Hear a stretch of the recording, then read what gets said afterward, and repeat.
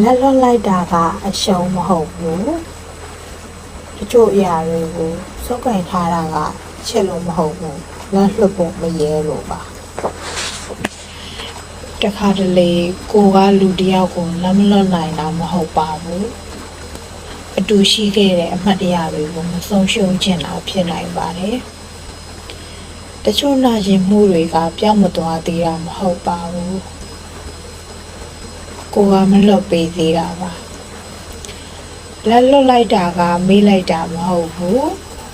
ဖြစ်ခဲ့သမျှကိုလက်ခံပြီးကိုဘဝကိုရှေ့ဆက်လျှောက်ခွင့်ပေးလိုက်တာပါ